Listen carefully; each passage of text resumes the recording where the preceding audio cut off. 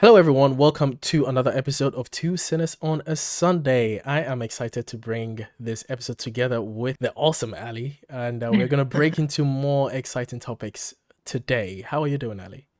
I am good today. How are you, Evans? I am great. I'm great. I had a busy work day today, but I'm glad Oh, it's wow. over. It's only going to start again Yeah. tomorrow. It always seems to start every time I wake up. I don't know why. Oh, And man. speaking of waking up, let's get right into it because today I want to talk about that spooky Mormon Hell Dream that from the Book of Mormon musical, but to kind Spooky of lay it Mormon Hell out. Dream. Yeah.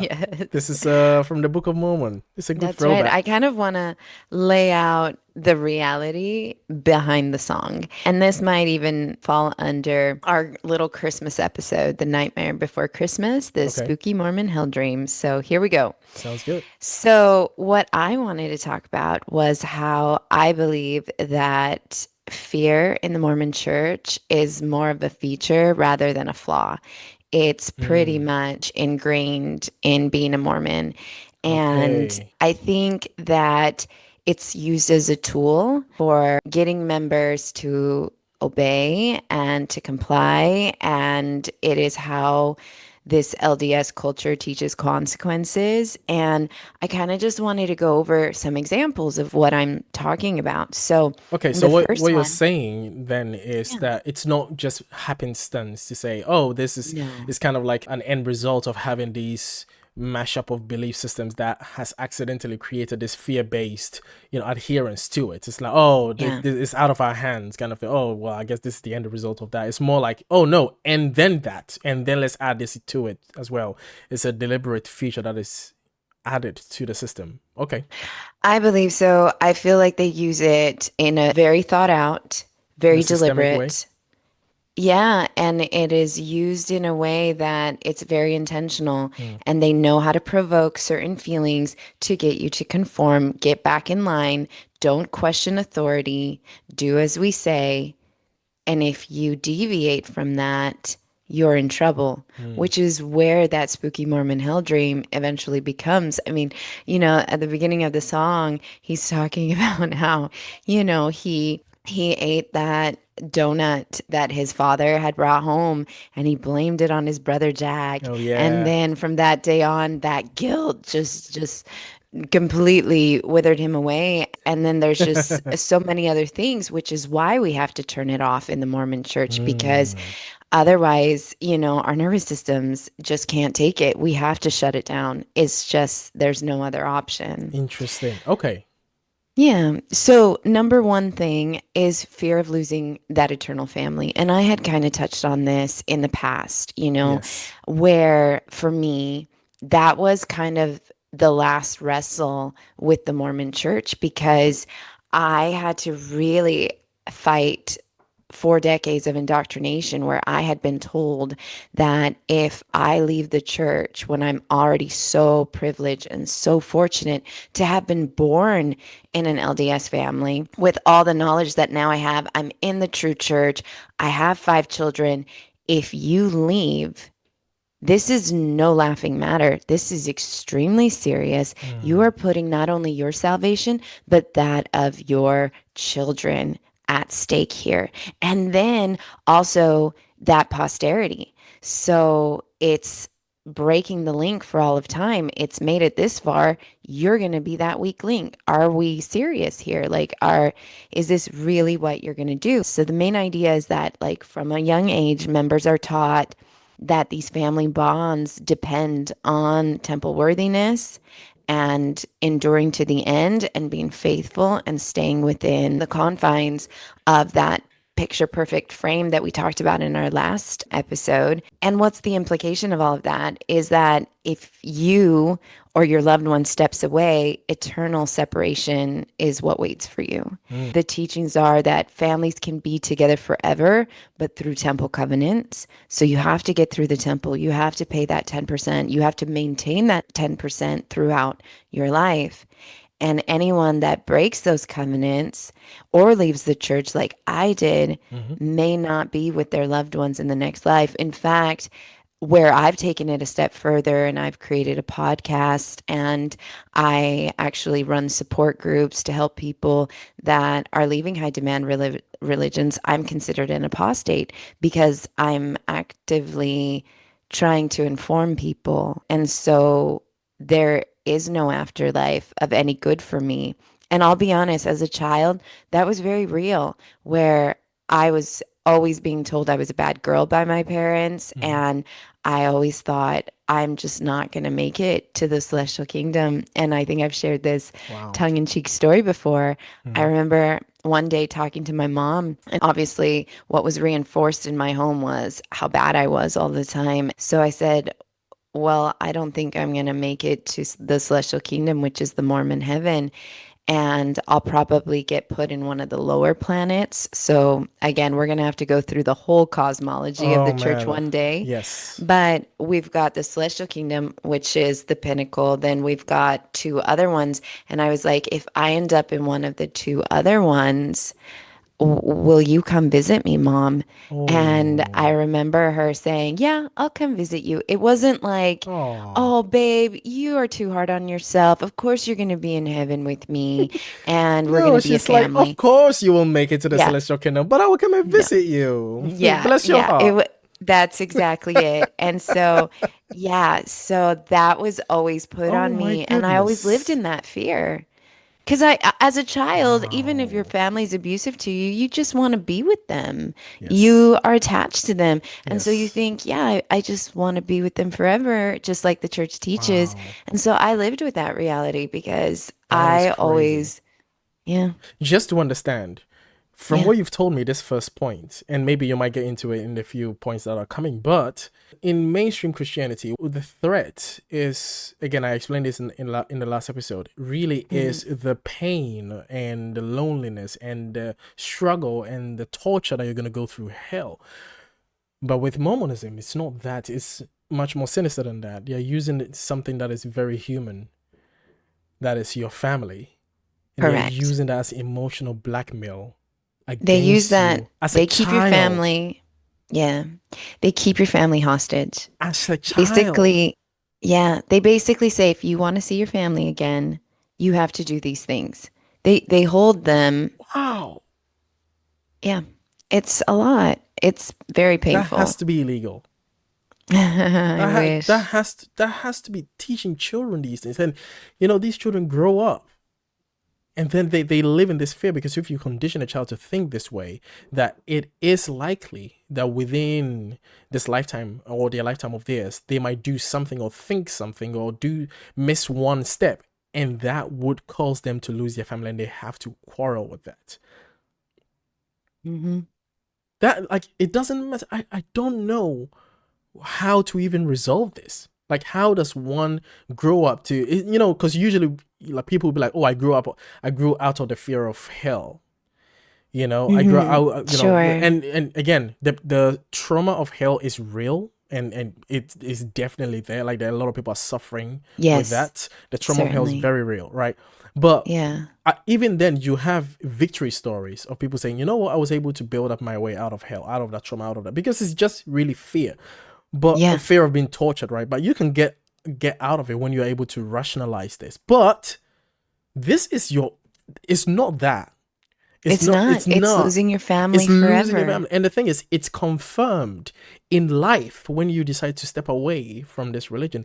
It's confirmed by how not every Mormon family, not every religious family, but a lot of religious families and a lot of Mormon families, it's confirmed by how they treat you once you leave. They Yeah. confirm the after death treatment of you being separated from your family. They perform that as cosplay whilst you're alive. They cut you out and they pretend you don't exist. They Yeah. do that so that you are already feeling the hell, so to speak, Yeah. whilst you're alive. Well, because fear is a great motivator. And so if they can alienate you and you miss that loss, and some people will be like, I can't stand this on earth, Mm-hmm. let alone in the next life. I Exactly. guess I'll just conform. I'll come back to the fold. Yeah. I'll completely sell my authenticity for the peace of the home. And I'd much rather do that. Imagine being an LGBTQ person who is in an extremely conservative Mormon family where that is absolutely not accepted, they don't really have a choice. Either they live authentically or they have to leave their family structure. And Mm-hmm. that takes courage and a bold person. And it's got to be lonely and painful. And so many people do that. And I'm certain that there are Wow. also mothers and fathers who wrestle with, I just want to love my kids, but the church has said that they're not where they should be. So what do I do? If I don't behave this way, they're not going to be, there's going to be that empty chair at the table in heaven. And I don't want that. I want my child to be with me forever. Hold on. And so it's such a level of spiritual abuse that wreaks havoc on families, on souls, on the minds and hearts of members. And that's why I'm calling it out today.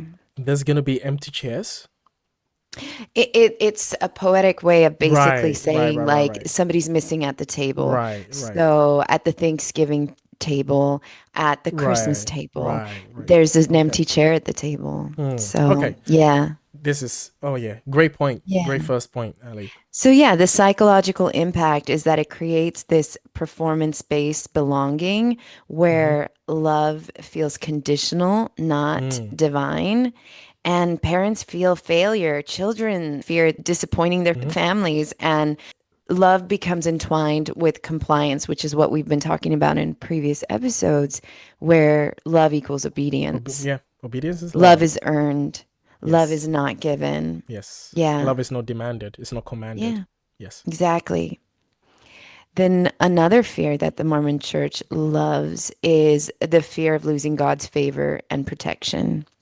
And so basically, the idea here is that obedience is taught as the only path to safety and blessings. Any struggle, whether it's financial, physical, or emotional, can feel like evidence of this divine disapproval. Mm, And so I know that, for example, we lost our two girls when our adoption process failed after 3 years. I know that both my ex and I immediately, our thought went to, where were we failing spiritually? mm-hmm. What were we doing that caused God to lose favor in this Not because beautiful there was thing some that, failure in an administrative process or anything like that. No. Yeah, right? it's because Or of you. corruption within the agency or Right, anything like that. Our right. first thoughts always went to, where were we failing at Yeah. a spirit on a spiritual level? What were you doing? What were you thinking, Ali? And Yeah, what kind of exactly. videos were you watching? Exactly. I mean, you go down to that, it creates a level of scrupulosity Hmm. in a person where Makes you paranoid. they, yeah. And in any day that anything goes wrong, it's like, oh, I didn't read my scriptures or That's I didn't right. pray. That's why you got I, fired.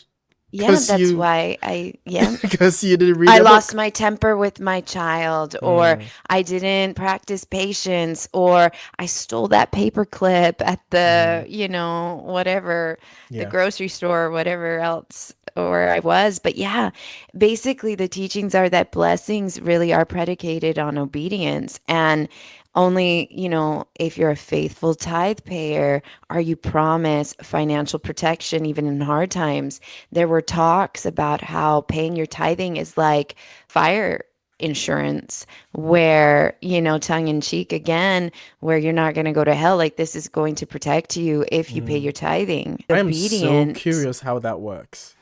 Maybe another time we'll be able to, when we get into, again, as time goes on, Yeah. we'll be able to get into the mythology All of these all of it, details. because I'm Yeah. curious how your tithe will protect you from hell, because it's sounding very similar to how in Egyptian mythology and in also, I think, maybe in Greek mythology as well, like when you are passing through the underworld, you need money by you to cross the river, or to let Yeah. the boatman give you a lift on the river across to into the underworld, and you need to give him a coin. And if your family don't give you the coin, you won't have enough Mm, money to go to pass through the river to get through to the underworld. You need to pay the boatman with the money that your family gives you, or the money that you have mm. contributed through your lifetime.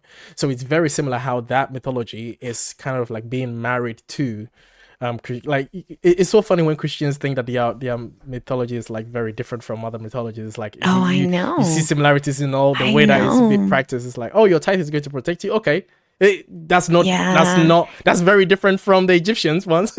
Okay. No, I mean for sure that was the one of the fun parts of Mm, leaving and deconstructing when you really do start looking throughout history mm, and how the stories just get changed, but yeah, they're pretty much the same across similar. cultures, like from, Egyptian, Mesopotamian. Right. We look at all these different cultures and you start to see how the story is just slightly changed, how there are so many other deities just like Jesus Christ. Mm-hmm. Almost exactly in some Right. cases, Virgin Mother, stories like that. And I remember even my 16-year-old coming home from school after having studied a lot of this and was like, Mom, we've been inventing gods from the beginning, haven't we? Wow. And to see that critical thinking develop in him has been beautiful because I've been able to have these kinds of conversations with him and share That's that. great. And he sees that we,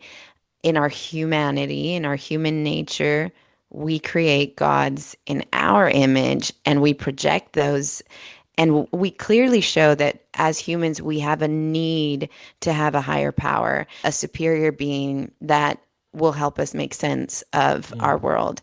And every culture has tried to create a way, whether it's been one god or multiple gods or whatever, to explain that for themselves. But Yeah. yeah, yeah. It was the Sorry, little first tangent, yeah, it everybody. was the first attempt to make sense to the world around Yeah, us, and that not knocking our ancestors or generations, right? Like it's like not at all. that was the best attempt that they had. Yeah, If you're living in the middle of nowhere and there are random happenings around you and you have no way of explaining it, of course there are anthropomorphic phenomena around you that's actually yeah, causing these things, right? So it's like you can only have your own experience to project it in the most scalable way that you can project it in order to make it make sense for yourself. So of course, Thor is the one that's causing the thunder and lightning. That's why your ship wrecked, at the end of the day, because you didn't, Thor is mad at you or Odin is mad at someone. So it's like it has to make sense. So we come up with these stories, and we are creative at that because we are yeah. pattern-seeking creatures. So we are very creative when it comes to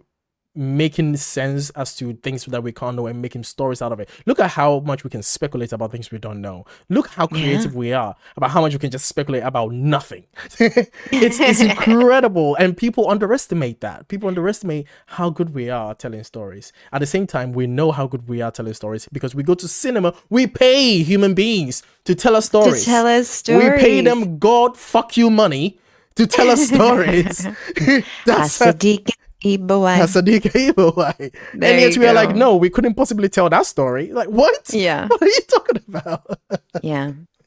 So basically, yeah. And then also along the lines of this fear is how disobedience brings spiritual danger or loss of divine guidance. So Mm, anytime that you're deviating or like whatever it could you're going be, to drink watch coffee. porn, anything like that, maybe grab a cup of coffee Mm-hmm, or have some black tea, mm-hmm, anything like that that goes against the church's teachings would be considered playing with fire. And so you're kind mm, of getting to a point where, yeah, you are going to lose favor with God and therefore you're going to be in trouble. The psychological impact of that is that it creates this transactional relationship with mm, God where the members they internalize this guilt when things go wrong and they blame themselves for not being righteous enough. And again, that's very much it's like anything something goes wrong or if I just set one toe out of line, bad things are going to happen to me. And you fear that. You're like, you, I don't even know how to impress it other than that spooky Mormon Hell Dream mm-hmm, that they put in the Book of Mormon musical. It's funny because we really do face that as Mormons.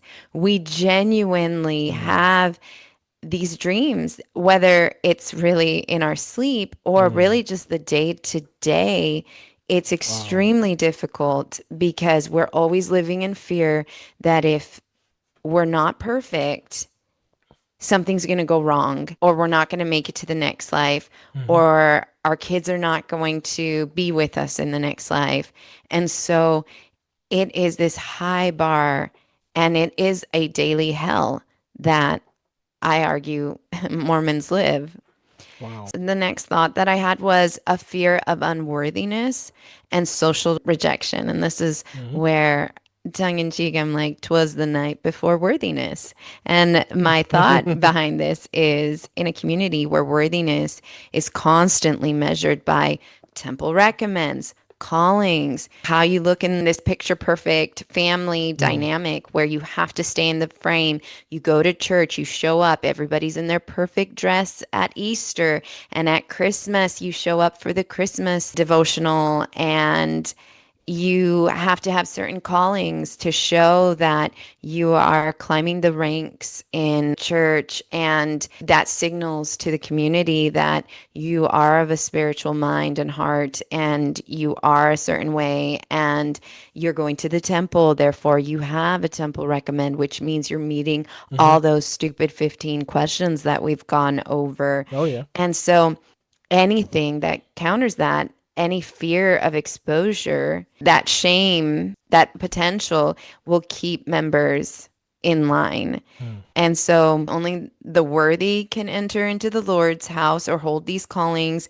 You have to avoid the appearance of evil. I know this was something really Mm. big that my ex always stressed. Like if we got hot chocolate and they put it in the same kind of container that a coffee is poured into, how's that going to look? And so we want to always look the part. And Wow. we What does that want even to. mean? I mean, I'm trying to rationalize that. So basically, obviously, that is on the back of avoid all appearances of evil, right? And Mhm. anything that appears to be is, walks like a duck, quack like a duck, right? You want to reinforce the picture perfect family. Hmm. That's really the That's really ideal. it. That's really And a it. picture perfect family is not going to find themselves in a position where their teenage daughter is wearing immodest clothing, because that would signal to the world that you're not doing the right thing. Hmm. You're not going to want your son to have an extreme hairstyle. You're going to want to present a certain way to signal to everybody else how worthy you are and how your family is put together. And so that is kind of the goal. Yeah.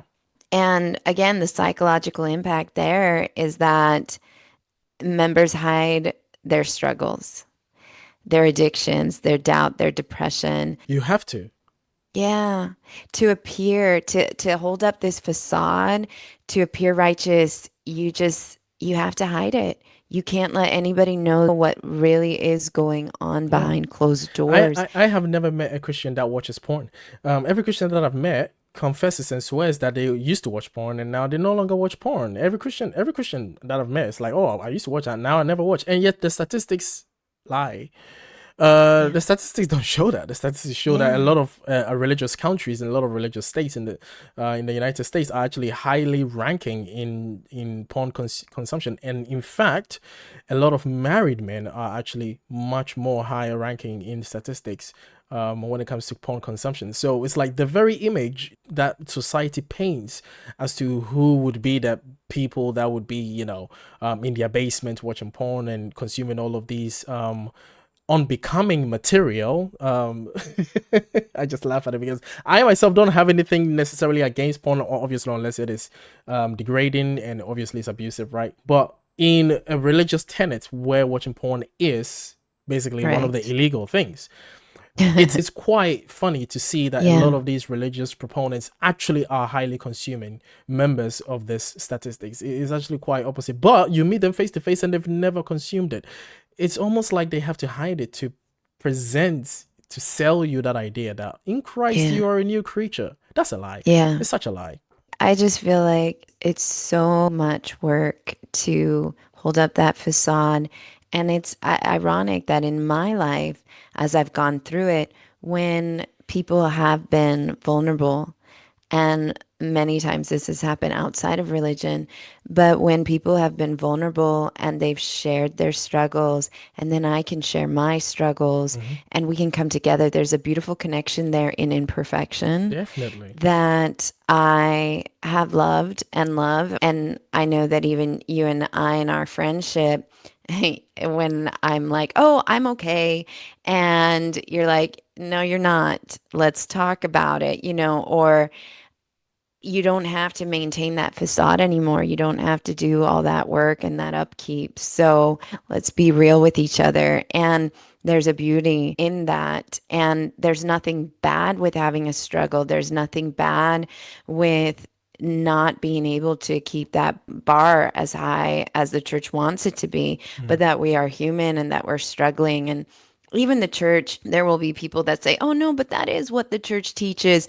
And I understand sometimes they do pay some lip service and try to say that, but that's not the reality of what Hmm. they really, really are Yeah. trying to keep you at. Yeah. It's So, like, yeah, come on, man. Like we know that, we are all fallible.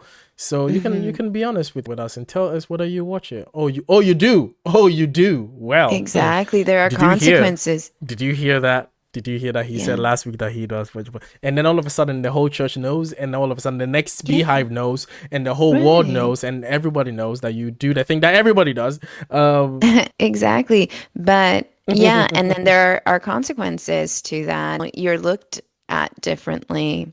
And then the next one is like the thing that got me is fear of apostasy and intellectual curiosity.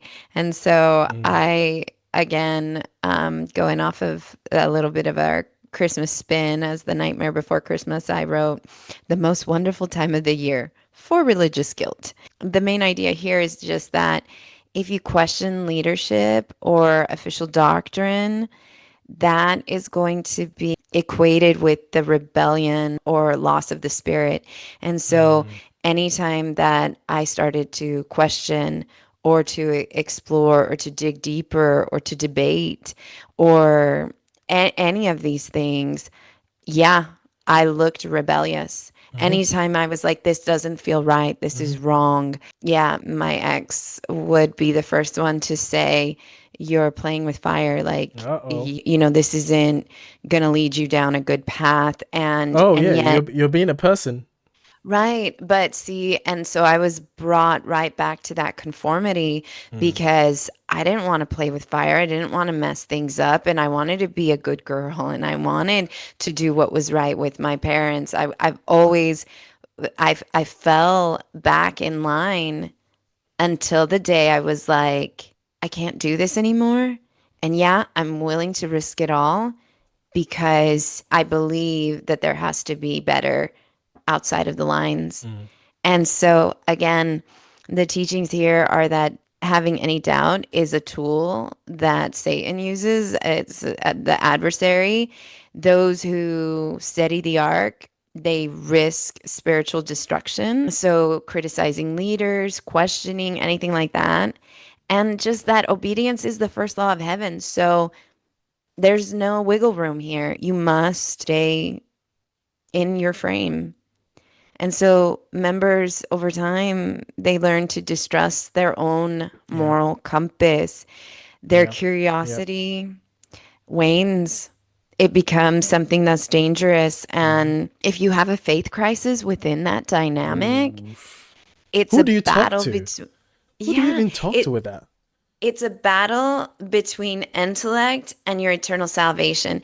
And Mm, yeah, at first you start with your spouse, and if your spouse is like, I don't want to have anything to do with this, you're not bringing me down with you, mm-hmm, like, mm-hmm. absolutely not. You are on your own. It's very lonely. It's Yeah. very isolating. It's very painful. You're scared to bring it up to your mom, your dad, Wow. your friends, your family, because they're gonna look at you different. They're gonna be like, Allie, what are you doing questioning? Like, this isn't good. And then it'll get back to the leaders, and then everybody's on high alert. And you've got 5 kids. Like, oh my gosh, like you are not where you should be. Like, this is a major concern. And I know that even as I tried to speak a little bit with family members about that. It's like, no, we do not Mm, talk about this. Do not bring me into this. And if they did, it was always looked at as, why are you stirring the pot? Why do you have to make a big deal out of this? I think you have it wrong. Why are you doing oh, this? this is And so fascinating. you slowly become more and more alone in this. Hmm. And then you start to realize, I've got to make a choice. I either conform and get back in Yeah, line yeah. and put on the church clothes and get back in the frame and act picture perfect, or I make a very dangerous decision, which is I no longer believe it, and I think there's a better way to live, Hmm. and I don't believe in an afterlife, so I'm gonna choose this one. And that's really bad because we're really taught not to choose this life, to forget this life, Wow. to focus on the next one, to do all of the temple work, Mm, to live every day for the next life. hmm. And even if you have to cut off ties with family members for that cause, Mm. it is okay. It is actually quite noble of you to do that. It's very similar to mainstream Christianity in that sense. Like everything that Sure. you have been describing is exactly how a lot of people deal with when they are recovering, or at least when they are thinking about their beliefs in Christianity. And I would imagine it's like that for other religions too. It is very similar when you enforce a child to believe certain things and they start to question it. Obviously, the fears that were instilled in them will start activating the barriers, the invisible barriers of fear start activating the moment you start thinking, right? Because the crime really is thinking. And what I said, Exactly. yeah, what I said, why I said is fascinating. It's not because of what you were listening, because those are very known effects. But what I find fascinating is how Mormonism still are able to instill the idea that thinking about things and questioning things critically and all of these things were bad. Because I don't know if Mormonism have now, correct me if I'm wrong, does Mormonism have the idea of Adam and Eve and the Garden of Eden and the fruit? Oh yeah, of course, because it's in Absolutely. Jackson The County, temple. Missouri. Yeah, that's right. Yes, exactly. Yeah, that's true. Jackson County, Very Missouri. That's where it Missouri. was. Yeah, I totally forgot. Sorry, Okay, you thanks for can't reminding just me. say that and not let me sing that part. Yeah, you're I have right. You're right. You're right. Okay, to. okay. So there we go. So that makes sense then. And Yeah, in order to validate that, the idea of the whole Garden of Eden, the idea of Christianity is to take you back to pre Adam and Eve eating the fruit, and that is without the knowledge of good and evil. So the crime, really, the crime of being human is your ability to look at yourself, look at the world around you, and be able to make decisions of yourself because you have the knowledge of good and evil. The yeah, desired outcome is to not think, is to not use your faculties, is to not do the no, human thing. The desired outcome is to shut all of that down, not want this life, yeah, not want anything, and just yeah, hope and wait for the pre Adam and Eve garden where we were just naked, bumbling idiots with a God yeah. who wanted two naked lesser beings around him. It's the whole Whilst thing. he has a wife, we don't know her name and hidden somewhere. All fucked Yeah, up.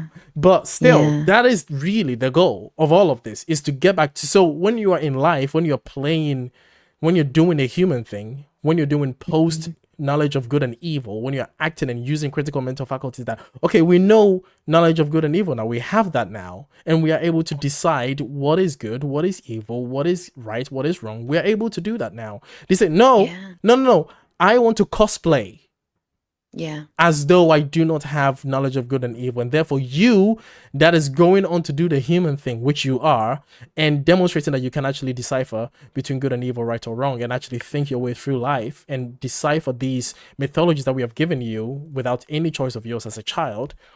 You are doing the wrong thing. We are doing the right thing by pretending as though we don't know the things, but we already know. And the result or the fear is that you're not going to get the obviously the fruits of your ignorance, I guess. And that's pretty much what it is. It's waiting to get the fruits of your ignorance.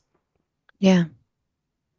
Well said, Evans. Well said. And that's kind of where I was up against is that I had always throughout my life saw the cracks, and if I tried to put my finger in them, I was told not to and I was slapped back. And then I just got to a point where, like, even just intellectual honesty within myself, I just couldn't. I genuinely couldn't. I couldn't put the genie back in the bottle, no matter how much I wanted to, because if I could, it would mean no alienation, no ostracism Of from my course. family, no division in my marriage.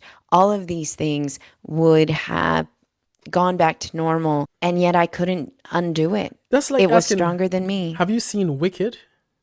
Of course. The musical Wicked? Oh, you Yeah. have? How sinful Uh, of you. Anyway. Eh, okay. anyway, I was just gonna say, No one mourns the no one was the wicked. Wicked. That's actually a great one. It is. So when No Alpha, one's gonna mourn me. no one's gonna mourn Not you none either. of my You're Mormon such a wicked families. person. You're just such a wicked person. Come on, man. Yeah. You should know this by now. But Yeah. Elphaba visits Oz, right? Yeah. And Elphaba sees that Oz is not this great wizard this Yeah. whole I time, know. I know. and she defies gravity following Mm-hmm. that. And she realizes that, whoa, this is not what this I is. She know. defies gravity, and then I she know. faces the consequences of this. She gets ostracized. She gets painted as the evil dark witch, and the ones who decides to Oh. stay and play the Yeah. cosplay and play along, even though they know that this is true, they get called the good witch. And Elphaba Yeah. gets painted and smear campaign just like the devil smear campaign, because Right. she really saw behind the scenes, and then said, I'm not going to stand for this. I'm actually going to speak the truth. And she Yeah. defied gravity. Yeah. Do you want to know? When I watched that movie at the cinema, I really felt that Alphaba character in me. Mm. And there's this line in the song I carry with me, and it goes, and if I'm flying solo, at least I'm flying free. Yes. I love that because Yes. that's my anthem. If I have to fly solo, at least I'm free. Powerful. So there you go. All right. Man, that's So beautiful. That's thanks. beautiful. Thanks, Evan. So, the Mormon Nightmare Before Christmas. Okay, so now I'm going to bring it into the holidays because there's also fear around the holidays. I mean, think about it. This is at the end of the year where we have that tithing settlement interview that's done, and all of the guilt and fear is amplified because you're thinking, have I done enough, served enough, given enough? Do my children still believe? And this season meant for peace becomes a checklist of worthiness again. And Wow. so, Wow. again, the holidays in Mormonism should center on Christ and family unity, yet Mm. perfectionism is the key staple at all of our dinner tables. And Mm. mothers feel pressure to perform and be happy despite exhaustion and emotional strain. And again, we need to have the picture perfect family here. And what that impact is that even joy feels conditional, and instead of rest, members experience this spiritual surveillance through, are you going to the Christmas show? Are you coming to the Christmas activity?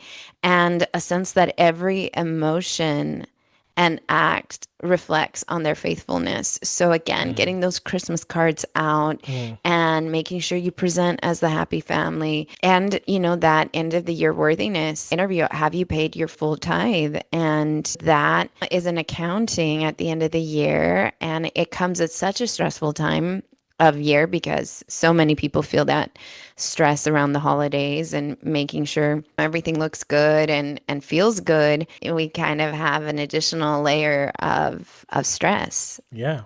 Yeah, Yeah. that's like, this is a happy day. This is gonna be such a Yeah. bright day. It's gonna be a Mhm. day of gathering, a day of fellowship, a day of eating, a day of just enjoying ourselves. But are you worthy though? We Yeah. have to make sure that you're good. Are you good? Are you good? Which Yeah. really subconsciously, just as you've said, that's what kills all the fun Yeah. behind it. And A lot of stress. you have to act out Yeah. cosplay fun rather than Right. actually genuinely enjoy it. Enjoy the moment.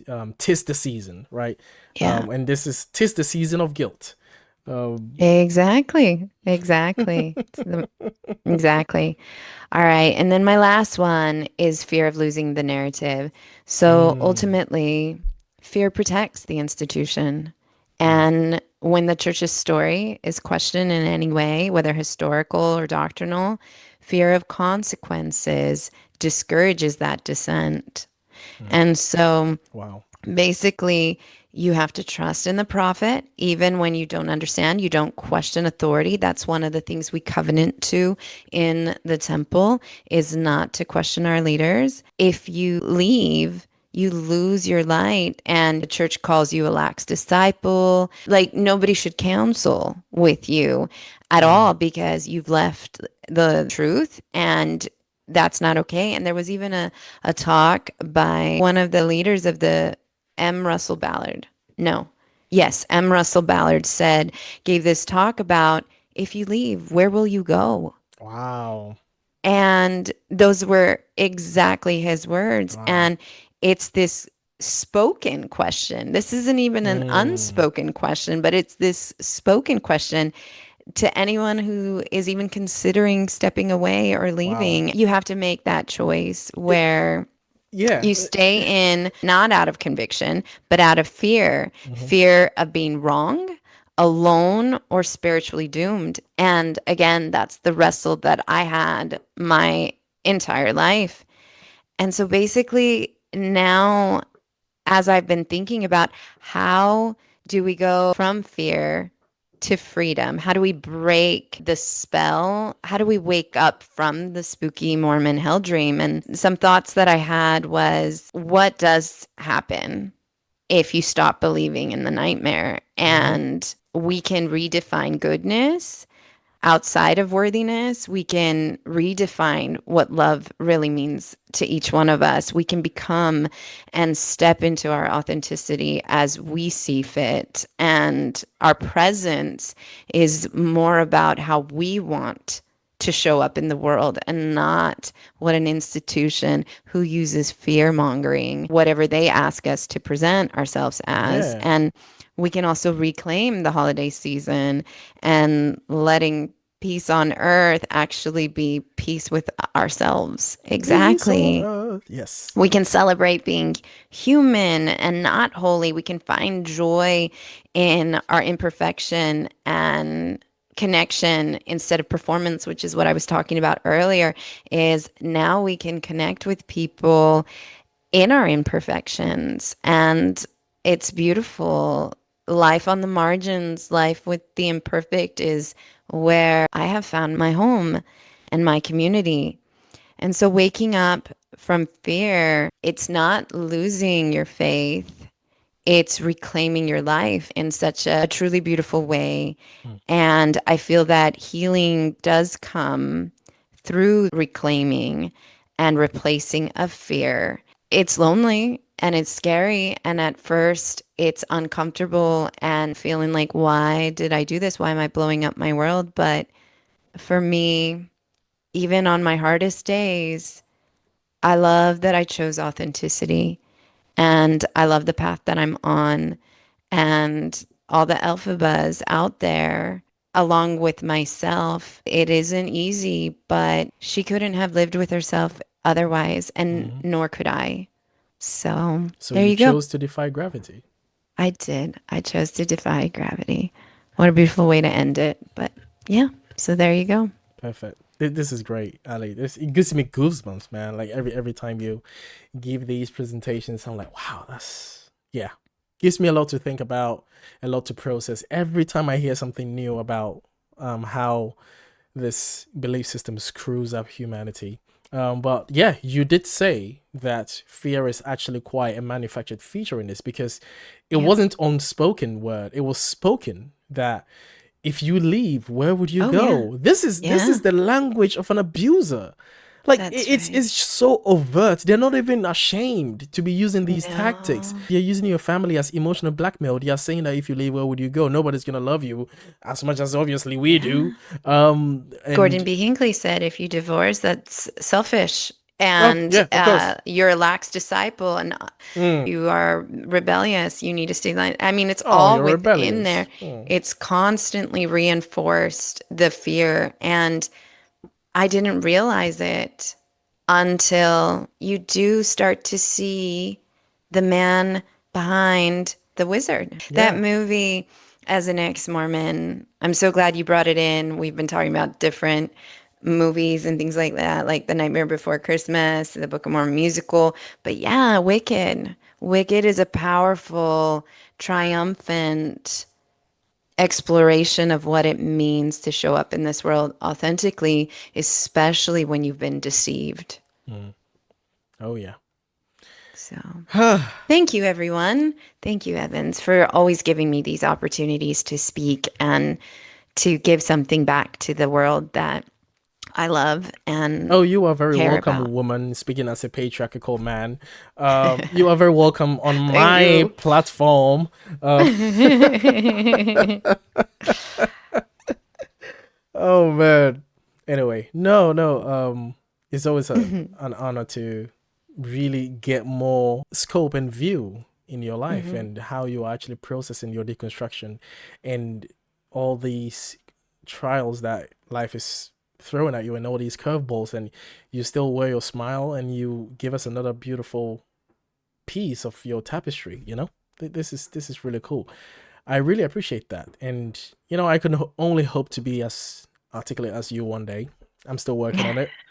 But I hope you guys have learned a lot from Ali. And guys, please, thank you very much for always being active on our comments. Really appreciate you. Please Yeah. keep being involved. And guys, we are going to be extending our hands on all the other social media platforms, on Instagram, on TikTok as Ooh. well. So stay tuned Yeah. for that. I'm already planning on putting us on Instagram. So our account is on Instagram, so if you type our names, Two Sinners, you'll be able to find it.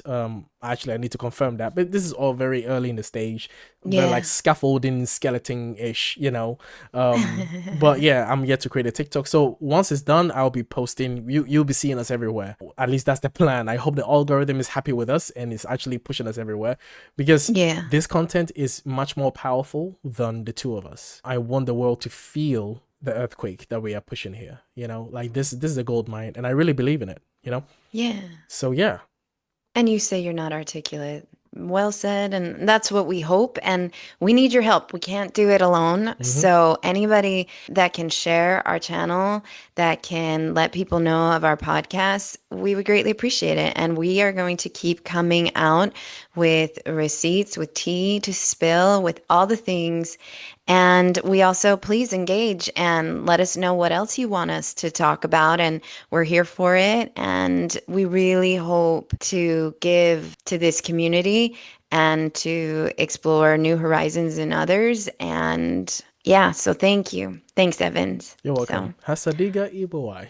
Hasadika Ibawai. I think yeah, we need to, yeah, revisit some of these songs. Anyway, all right. All right. Thank you, Have everyone. a We'll good see day. you next Bye. time.